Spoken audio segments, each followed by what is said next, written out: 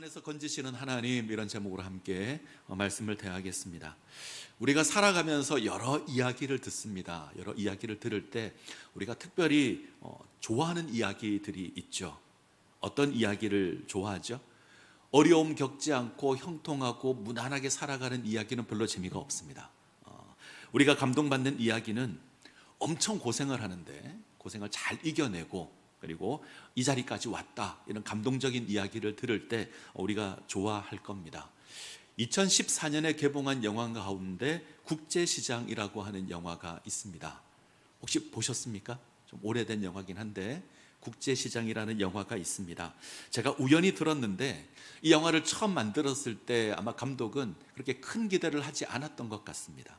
그냥 적당하게 생각해서 영화를 만들었는데 영화 관객만 1,400만이 넘게 이 영화를 봤습니다. 한국 영화 순위로는 4위입니다. 굉장히 많은 사람이 이 영화를 봤습니다. 왜 봤을까? 주인공이 하나 있는데 6.25 전쟁 이후를 살면서 우리나라 그 격변기를 살면서 정말 죽도록 고생한 이야기, 그 이야기를, 그 아픔을, 그 슬픔을 이 영화가 다룹니다. 그래서 사람들이 그 영화에 공감하고 또한 감동도 하고, 그래서 이 영화를 봅니다. 성경을 읽을 때도 좀 그런 것 같습니다. 우리는 하나님을 믿어서 아무 고생 없이 이 땅에서 큰 부자가 되었다, 이런 이야기 좋아하지 않죠. 큰 고난이 있는데, 어려움이 있는데 하나님께서 구원하셨다, 하나님께서 기가 막힌 방법으로 구원하셨고 놀라운 역사를 이루셨다, 이런 이야기 우리가 좋아합니다. 요셉이 죽도록 고생했는데 애굽의 총리가 되었다. 430년 애굽의 노예로 살았는데 애굽을 심판하시고 구원하셨다. 다윗을 통해서 블레셋 장수 골리앗을 이기게 하셨다. 우린 이런 이야기들에 관심을 가지고 기억을 합니다. 왜 그럴까? 왜 그럴까요? 우리도 고생을 합니다. 이것이 변함없습니다. 우리도 고생을 하고 힘들고 어려운 시간을 지나갑니다. 그런데 성경에 등장한 인물들이 동일하게 고생을 했고 하나님이 그들을 버리지 않고 그들과 함께 하시고 은혜를 베푸시고 그들을 건져주셨다, 이런 이야기를 보면 우리도 소망을 지니게 되고 아마 그래서 이야기를 좋아합니다. 근데 마냥 좋아하는 게 아니라 우리가 분명하게 기억했으면 좋겠습니다. 두 가지를 기억했으면 좋겠는데, 첫 번째는 앞서 말씀드린 것처럼 고난이 있습니다. 고난이 없었으면 좋겠는데 고난이 있습니다. 변함없는 사실일 겁니다. 자, 또 하나 변함없는 사실이 있는데 하나님께서 그 가운데 함께 하신다는 겁니다. 아멘. 하나님께서 당신의 뜻을 이루기 위해서 반드시 우리 가운데 역사할 겁니다. 우리가 사망의 음침한 골짜기를 지날 때 하나님 함께 하실 겁니다. 지키실 것이고 은혜를 베풀어 주실 겁니다. 우리 하나님 천지를 창조하시는 하나님, 운행하시는 하나님, 능치 못할 일이 없으신 하나님, 이 하나님께서 우리를 위해서 뭐든지 하실 겁니다. 90세나 된 여인으로 아이를 낳게 하시고요, 홍해를 가르고 마른 땅을 건너게 하실 겁니다. 3미터가 넘는 거인 골리앗을 때려 잡으실 것이고 기근의 때에 까마귀를 보내어서 먹이실 겁니다. 마른 뼈를 다시 살리시는 하나님이십니다. 당신의 독생자 예수 그리스도까지 아끼지 않고 우리를 위해서 보내주시는 분이 우리 하나님이십니다. 이 하나님은 우리와 함께 하시고 우리를 지켜주실 것이고 인도해 주실 겁니다.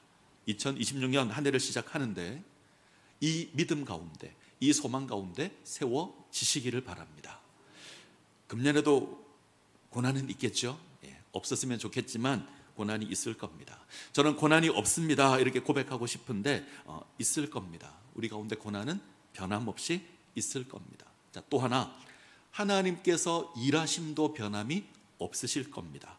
우리가 이해할 수 없는 일이 있지만 우리가 이해할 수 없는 방법으로 함께 하시고 역사하시고 우리를 세워 가실 겁니다. 그렇게 흔들리지 않으시기 바랍니다. 아멘. 아멘. 자, 오늘 사도행전 12장을 우리가 대합니다. 사실 사도행전 12장은 없어도 됩니다. 무슨 말이냐면 11장에서 13장을 바로 가도 아무런 문제가 없습니다. 없으면 더 자연스럽습니다. 그런데 중간에 12장이 콕 끼었습니다. 성경을 읽다가 이런 이야기가 있습니다. 그냥 쭉 진행해도 되는데 갑자기 끼어든 이야기들이 있습니다. 자, 그런 이야기가 훨씬 더 중요합니다. 그런 이야기는 잘 파악을 하셔야 됩니다. 그래서 오늘 이야기가 중요하죠. 자, 사도행전을 좀 정리하면 오순절 성령 강림으로 교회가 시작되었습니다. 성령의 놀라운 역사로 교회가 부흥하죠.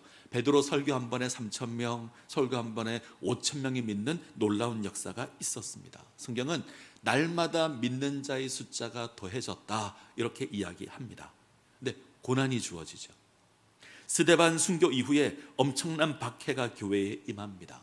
사울이라고 하는 사람이 교회를 잔멸하려고 해서 아주 열심을 가지고 믿는 자들을 잡아 가두기 시작합니다. 이 핍박을 인해서 교인들이 흩어지죠. 어떤 사람은 사마리아로 가고 어떤 사람은 베니게로 가고 구브로로 가고 안디옥으로 갑니다. 근데 이것으로 교회가 위축되는 게 아니라 이 사람들이 자신들이 간 그곳에서 복음을 전합니다. 사마리아에 예수 믿는 사람들이 생겨나기 시작하고 베니게와 구브로와 안디옥에 예수 믿는 사람들이 생겨나기 시작합니다. 지역만 넓어진 게 아니죠. 복음이 유대인을 넘어섭니다. 사마리아 사람이 예수를 믿습니다. 에디오피아 내시가 복음을 믿고요. 로마인 고넬료가 복음을 믿습니다. 안디옥에서 이방인에게 복음을 전했는데 이방인들이 하나님을 믿는 역사가 일어납니다. 그래서 세워진 교회가 안디옥 교회입니다. 우리가 여기까지 봤습니다. 이방인의 교회가 세워지죠. 안디옥 교회, 예루살렘 교회. 하나는 유대인의 교회고 하나는 이방인의 교회인데 이 두 교회가 형제 교회로 됩니다. 예루살렘 교회에서 안디옥 교회에게 사도들을 보내어서 가르치고 안디옥 교회는 기근이 들어서 힘들 때 예루살렘 교회를 돕습니다. 이런 아름다움의 모습이 11장에 기록되어 있습니다. 우리가 여기까지 봤습니다. 자, 13장을 가시면 이 안디옥 교회에서 바울과 바나바를 세워서 선교사로 보냅니다. 선교사 파송이 13장에 주어집니다. 그래서 아시아 지역에 복음을 전하도록 하죠. 복음이 점점 더 확장되는 이야기가 진행이 됩니다. 저희 교회가 2년 뒤에 성지순례를 계획하고 있는데 아마 이 선교지 이들이 선교했던 그곳을 아마 우리가 방문하게 될 겁니다. 자, 그러면 안디옥 교회가 세워지고 예루살렘과의 관계가 좋고 그리고 선교사를 세워서 파송했다 이러면 이야기가 자연스럽죠. 근데 중간에 12장이 끼었습니다. 누가는 갑자기 하는 이야기를 멈춥니다. 그리고 헤롯이라고 하는 사람의 이야기를 합니다. 말씀드린 것처럼 이야기를 갑자기 멈출 때 중간에 다른 이야기를 할 때 틀림없이 의도가 있습니다. 그것을 확인하는 게 중요합니다. 자, 1절 2절을 보죠. 1절 2절 같이 읽습니다.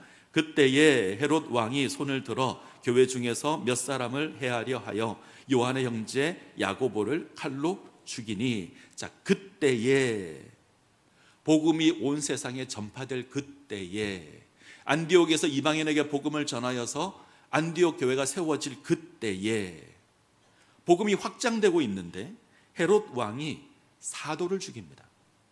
야고보를 죽입니다. 무슨 말이죠?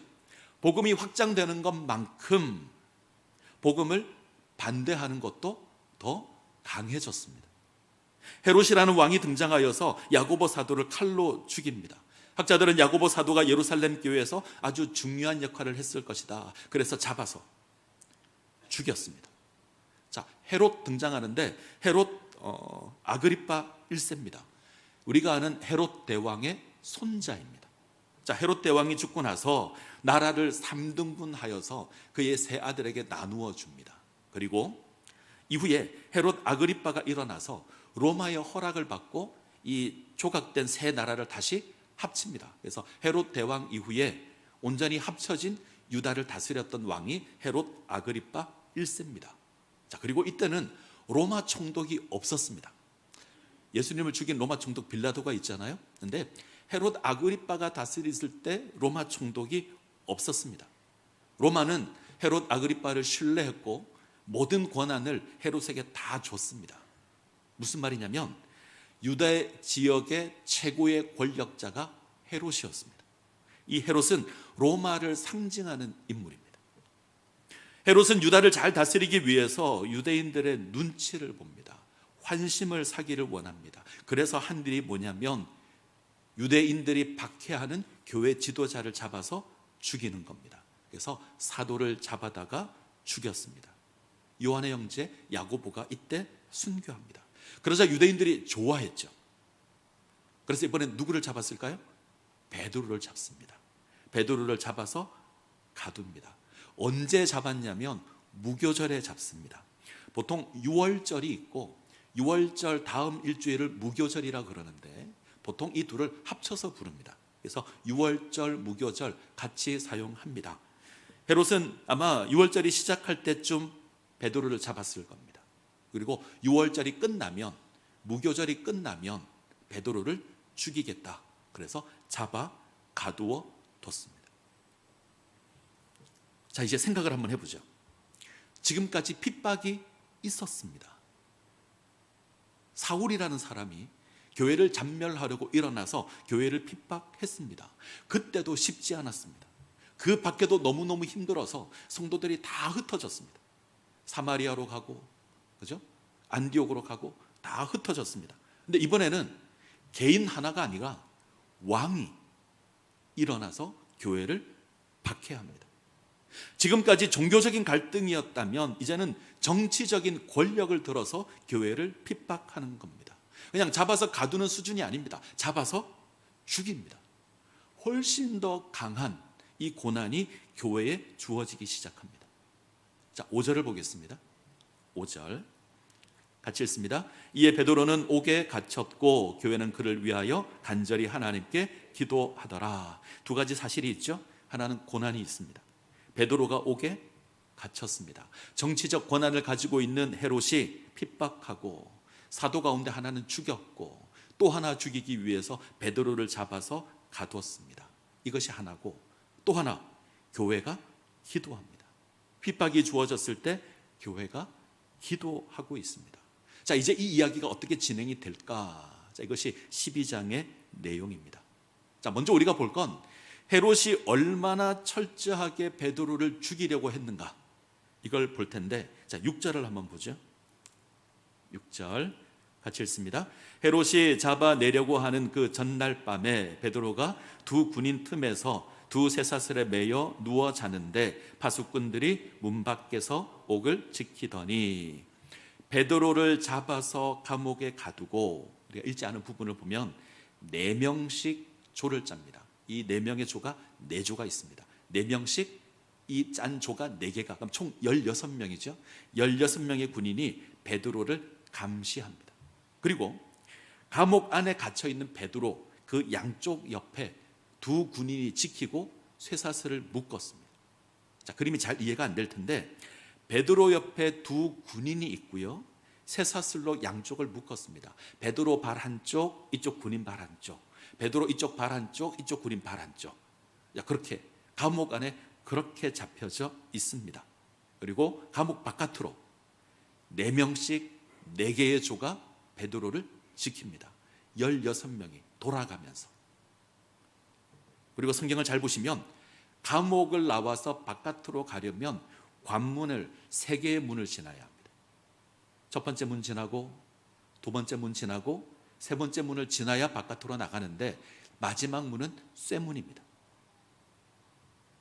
자, 성경의 저자는 베드로를 지키기 위한, 베드로가 갇혀있는 감옥의 상황을 자세하게 이야기하는데 왜 자세하게 이야기하냐면 벗어날 수 없다입니다. 베드로는 여기서 도망할 수 없다.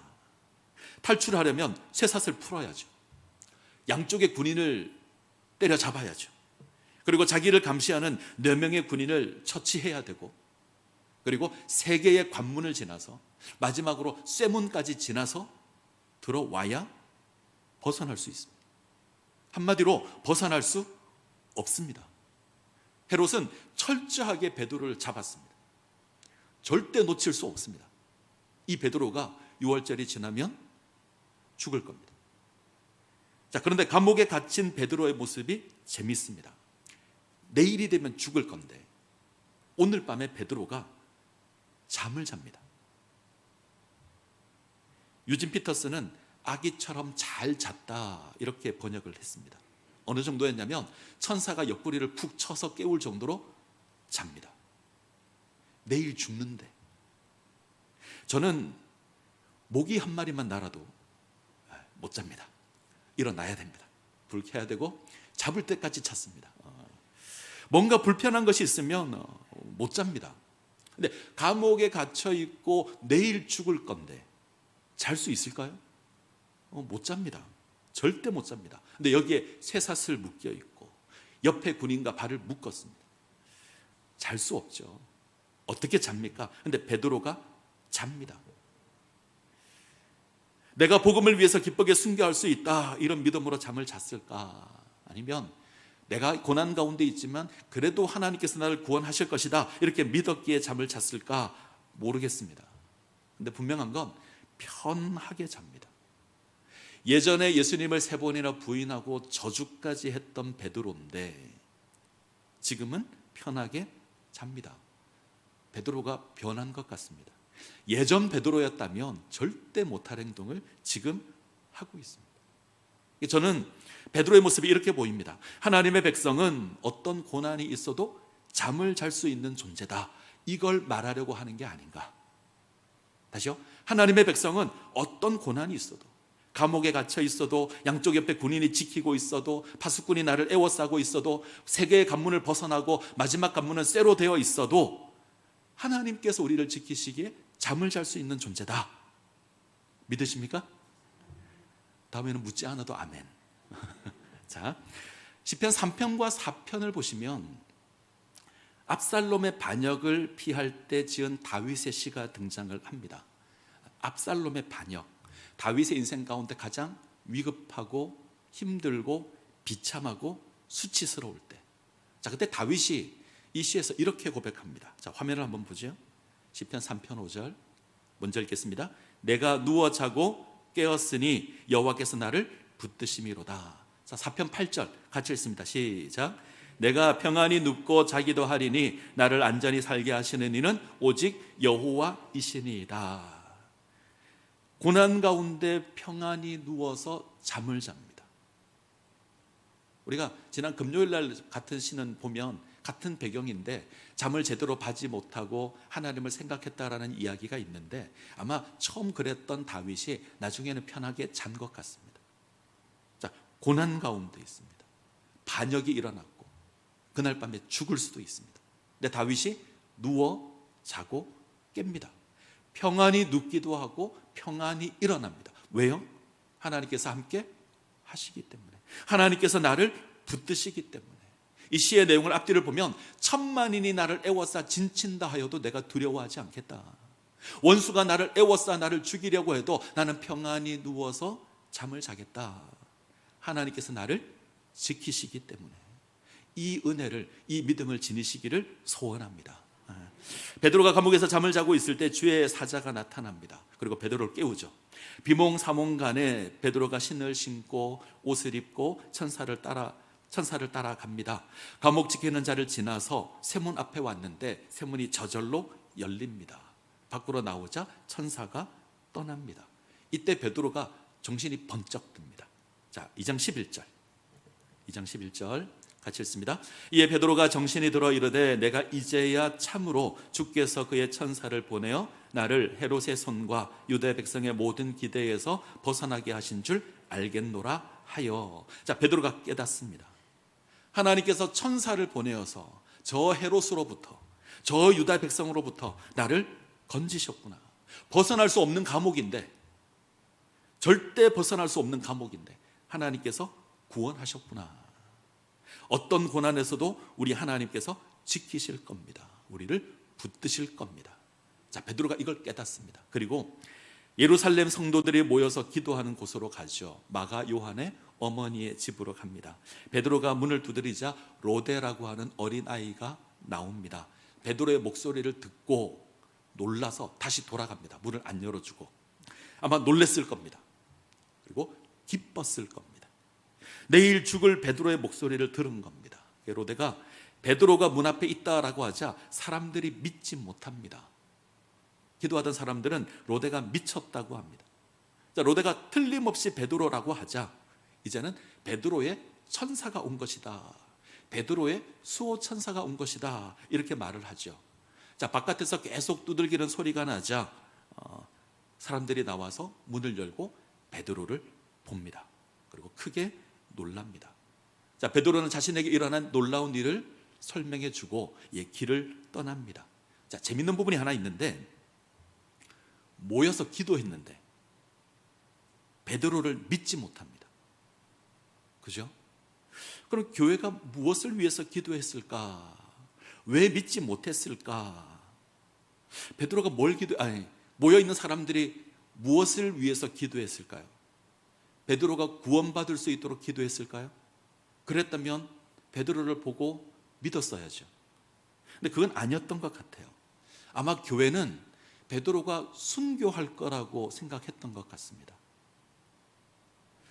예수님께서 빌라도와 유대인들에 의해 죽임당한 것처럼 베드로 역시 헤롯과 유대인들에 의해서 죽임을 당할 거다. 그래서 그 베드로의 믿음을 위해서 기도하지 않았을까 생각합니다. 왜냐하면 베드로를 베드로의 수호 천사가 온 것이다 라고 말하는 데서 알 수 있습니다. 천사는, 이때 말하는 베드로의 천사는 베드로의 수호 천사인데, 수호 천사가 왔다는 얘기는 베드로가 죽었다는 얘기거든요. 아마 그렇게 이해했던 것 같습니다. 교회는 베드로가 죽을 거라고, 저 헤롯의 권세에서 벗어나지 못할 거라고 생각했습니다. 그 속에서 베드로의 믿음을 위해서 기도했을 겁니다. 이렇게 기도할 수 있죠. 야고보가 죽었고 이제 베드로까지 죽으면 예루살렘 교회에 정말 든든한 사도들이 하나둘 사라지는 겁니다. 자, 베드로가 죽은 이후에 우리는 어떠해야 될까? 이것도 염려해서 기도했을 수 있습니다. 그런데 베드로가 나왔습니다. 하나님께서 어떻게 역사하셨는지 그들에게 알립니다. 하나님께서 이 놀라운 역사를 행하셨다, 저 헤롯에게서, 저 유대인들에게서 나를 건지셨다, 이거 확인시킵니다. 그리고 아마 성도들의 믿음을 굳게 했을 겁니다. 그리고 떠나갑니다. 자, 한 가지 확인할 게 있습니다. 베드로의 구원이 어떻게 보이십니까? 멋지게 보이십니까? 어쩌면 좀 멋질 수도 있죠. 감옥문이 싹 열리고, 그죠? 묶였던 쇠사슬이 쫙 풀리고. 그런데 특별하지 않을 수도 있잖아요. 베드로가 군인을 때려잡고 멋있게 탈출한 게 아닙니다. 헤롯이 죽이려고 하는데 그 헤롯을 죽이고 나온 것도 아닙니다. 고난의 원인은 그대로 있습니다. 나를 핍박하는 세력이 줄어든 게 아니라 그대로 있습니다. 그 속에서 빠져나온 겁니다. 하나님께서 우리를 건지실 때 악의 세력을 다 제거하고 건지지 않습니다. 사망의 음침한 골짜기를 지나갈 때 우리를 어떻게 구원하시냐면, 사망의 음침한 골짜기를 다 없애버리고 우리를 구원하지 않습니다. 하나님의 자녀를 대적하는 원수를 싸그리 없애버리고 구원하지 않습니다. 그렇게 하셔도 되잖아요. 하나님이라면 헤롯 일당을 다 제거할 수 있습니다. 그리고 베드로를 구원할 수 있습니다. 근데 그렇게 하지 않고 잠을 깨워서 몰래 데리고 나옵니다. 어쩌면 조금 기대와 다르고, 어쩌면 좀 화려하지 않고, 어쩌면 좀 보잘것없는 구원인데, 베드로는 어떻게 고백하냐면, 하나님께서 천사를 보내어서 나를 헤롯과 유대인들에게서 구원하셨다. 시편 34편을 가면 다윗이 블레셋으로 도망했을 때 지은 시가 등장합니다. 다윗은 사울을 피하는 것이 너무 힘들어서 블레셋 땅으로 도망합니다. 그런데 이 선택은 굉장히 위험한 거죠. 블레셋 가드로 가는데, 가드 왕은 사울의 신하가 자기에게 왔으니 기쁘게 받습니다. 그런데 다른 신하들은 의심의 눈초리로 다윗을 봅니다. 의심하고, 그리고 고소하죠. 사울이 죽인 자는 천천히요, 다윗이 죽인 자는 만만이라는 그 얘기도 못 들어봤습니까? 그리고 블레셋 신하들의 고백을 잘 보면 다윗을 이스라엘의 왕이라고 부릅니다. 저 이스라엘의 왕이 왔는데 왕은 저를 받아주십니까? 그러자 왕도 다윗을 의심합니다. 자, 꼼짝없이 죽을 판입니다. 이때 다윗이 어떻게 하죠? 미친 채 하죠. 성문에 머리를 부딪히고 입에 거품을 물고 수염에 침을 질질 흘리고 그렇게 생명을 구합니다. 멋진 구원인가요? 부끄러운 구원이죠. 수치스러운 구원입니다. 근데 다윗은 이 구원을 두고 어떻게 고백하냐면, 자, 34편 4절 같이 읽겠습니다. 내가 여호와께 간구하매 내게 응답하시고 내 모든 두려움에서 나를 건지셨다. 내가 이 일을 위해서 기도했더니 하나님 나를 구하셨다. 자, 8절은 더 충격적입니다. 8절 같이 읽습니다. 너희는 여호와의 선하심을 맛보아 알지어다. 그에게 피하는 자는 복이 있도다. 하나님의 선하심이래요. 내가 지금 미친 짓을 했고, 내가 수염에 침을 질질 흘렸고, 내가 온갖 수치와 모욕을 다 당했는데 하나님의 선하심이랍니다. 하나님께서 나를 구원하셨다. 너희도 이 하나님의 선하심을 맛봤으면 좋겠다. 저라면 원망했을 겁니다. 자존심 상했을 겁니다. 하나님 좀 더 멋있게, 좀 더 화려하게 나를 구원할 수 있지 않습니까? 저 블레셋 군사를 쳐부수고 내가 멋지게 탈출할 수 있지 않습니까? 이렇게 따졌을 겁니다. 그런데 다윗은 그 수치스러운 구원을 두고 하나님의 놀라운 구원이라고 고백합니다. 우리와 관점이 다릅니다. 자, 하나님의 구원이 우리가 생각한 것과 다르게 주어질 수 있습니다. 예수님께서 잡히시고 고난당하시고 버림당하시고 십자가 지는 것으로 우리를 구원하십니다. 예수님 지는 것으로, 십자가에 달리는 것으로 우리를 구원하십니다. 이기는 것으로 구원하지 않습니다. 지는 것으로, 십자가 지고 죽으시는 것으로, 모욕당하는 것으로, 수치당하는 것으로 구원하시고 당신의 뜻을 이루십니다. 고난받고 고난에 의해서 죽임을 당하고, 그런데 그것으로 우리를 구원하십니다. 우리의 구원에는 이 놀라운 역설이 있습니다. 뭔가 우리 기대와 좀 다릅니다. 그런데 우리는 그 모습을 보고 하나님께서 우리를 구원하셨다, 하나님께서 우리를 이기게 하셨다, 우리가 하나님을 고백하고 찬양하는 겁니다. 자, 이제 복음이 전파되는 선교 사역이 시작이 될 겁니다. 안디옥 교회는 바울과 바나바를 세워서 사명을 감당할 겁니다. 근데 이 선교 사역이 승리의 길이 아닙니다. 갈 때마다 고난당합니다. 갈 때마다 원수가 등장하고, 갈 때마다 대적들이 일어나고, 돌에 맞는 일이 있고 감옥에 갇히는 일이 있습니다. 유대인들의 반대가 여전할 겁니다. 헤롯과 같은 왕이 일어나서 복음을 반대할 겁니다. 로마 정부는 결코 호의적이지 않습니다. 감옥에 갇혀서 고난당하고 쇠사슬에 묶이는 일이 있습니다. 그런데 하나님께서 역사하실 겁니다. 원수가 막으면 하나님 푸실 겁니다. 원수가 가두면 하나님께서 열 겁니다. 복음을 방해하면 복음은 더 크게 선포될 겁니다. 그리고 하나님 나라가 전파될 겁니다. 믿으시기 바랍니다. 우리 기대와 달라도, 우리 생각과 달라도 하나님 당신의 뜻을 이루어 가십니다. 2026년 우리는 여전히 고난의 길을 걸을 겁니다. 많은 어려움이 우리 인생길 가운데 있을 겁니다. 그런데 변함없는 사실은 우리를 지키셨던 하나님 여전히 우리를 지키실 겁니다. 우리와 함께 하시고 동행하시고 이기게 하실 겁니다. 그리고 하나님이 원하는 그 역사를 이루어 가실 겁니다.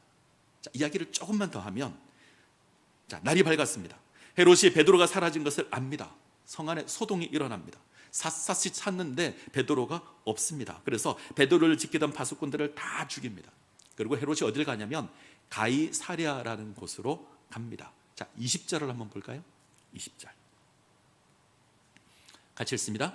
헤롯이 두로와 시돈 사람들을 대단히 노여워하니 그들의 지방이 왕국에서 나는 양식을 먹는 까닭에 한 마음으로 그에게 나와서 왕의 침소 맡은 신하 블라스도를 설득하여 화목하기를 청한지라. 자, 조금 내용이 어려운데, 두로와 시돈은 지중해변, 이스라엘 북쪽으로 지중해변에 있는 아주 부유한 항구 도시입니다. 아주 부유한데 해상 무역을 잘해서 아주 부유합니다. 근데 약점이 하나 있는데, 이곳에는 식량이 안 납니다. 땅이 비옥하지 않아서. 그래서 먹는 문제를 어떻게 해결하냐면 유대 땅에서 나는 식량을 가져다가 먹는 문제를 해결합니다. 근데 헤롯이 유대 지역을 다스리잖아요. 근데 이 두로와 시돈이 헤롯을 분노하게 하는 일이 있었습니다. 그 일이 무엇인지는 알 수 없지만 헤롯을 분노하게 만들었습니다. 그래서 헤롯이 식량이 공급되는 걸 막아버렸습니다. 그럼 두로와 시돈에 먹을 것이 없죠. 꼼짝없이 죽게 되었습니다. 그래서 두로와 시돈이 헤롯과 화해하기 위해서 그의 신하를 통해서 헤롯을 설득했다, 이런 이야기입니다. 이게 화해가 잘 됐습니다. 협상이 잘 되어서 잔치를 열었습니다. 두로와 시돈 사람이 헤롯에게 잘 보이기 위해서 잔치에 나와서 아마 진귀한 보물도 바쳤을 것이고 온갖 아첨하는 말도 합니다. 자, 이 사건을 요세푸스가 잘 기록하는데 이때 헤롯이 은으로 만들어진 옷을 입었습니다. 은으로 만들어진 옷을 입고 해가 떠오를 때 강단 위에 서서 연설을 하는데 해가 쫙 비칩니다. 그럼 옷이 어떻게 되죠? 번쩍번쩍 했을 겁니다. 그러자 이 두로와 시돈 사람들이 아첨을 하는 거죠. 이건 신의 소리다. 이건 인간의 소리가 아니다. 헤롯이 그 이야기를 듣고 기분이 좋았어요. 이걸 사양하지 않고 저 사람들이 나를 신으로 숭배하는 것을 만족해 했습니다. 유대를 다스리는 왕인데 하나님께 돌려드릴 그 영광을 자기가 취한 겁니다. 그래서 하나님이 심판하시죠. 성경을 보면 충이 먹어 죽었다, 벌레에 물려 죽었다, 이렇게 해석해도 되고 회충이 그의 속에 들어가 병이 들어 죽었다, 이렇게 해석해도 됩니다. 요세푸스를 보면 헤롯이 중병에 걸려서 5일 후에 죽었다, 이렇게 기록되어 있습니다. 자, 12장 마지막은 어떻게 끝이 나죠? 하나님께서 헤롯을 치십니다. 강해 보이는 헤롯인데, 놀라운 권세를 가지고 있는 헤롯인데, 유대에서는 이 사람을 따라올 권세가 없는데 하나님께서 한 번에 치십니다. 그리고 이기십니다. 자, 내리는 결론이 24절입니다. 24절 같이 읽습니다. 하나님의 말씀은 흥왕하여 더하더라. 아주 간단한데 하나님의 말씀이 더 흥왕하고요, 믿는 자가 더 많아졌습니다. 시작은 핍박이었습니다. 헤롯이라고 하는 사람이 복음을 핍박하고 교회를 핍박하고 사도들을 잡아 죽이고 가두었습니다. 고난이 있습니다. 어려움이 있습니다. 이전에 경험해 보지 못했던 훨씬 더 강한 고난이 있습니다. 감옥에 갇혀 있는 것 같은 꼼짝없이 죽음인데 결론은요, 이깁니다. 승리합니다. 오늘 성경이 하고 싶은 이야기가 여기 있습니다. 하나님께서 우리를 고난 가운데 건지실 겁니다. 하나님의 뜻을 이루어 가실 겁니다. 놀라운 역사를 이루어 주실 겁니다. 그러기에 흔들리지 말아야 합니다. 하나님의 그 역사를 소망하십시오. 그 역사를 바라보십시오. 그리고 우리에게 주어진 2026년을 한 걸음 한 걸음 내딛으시기 바랍니다. 그러면 2026년 그 끝에 우리를 부흥케 하신 그 하나님을 경험하게 될 겁니다. 은혜를 누리시기를 간절히 소원합니다.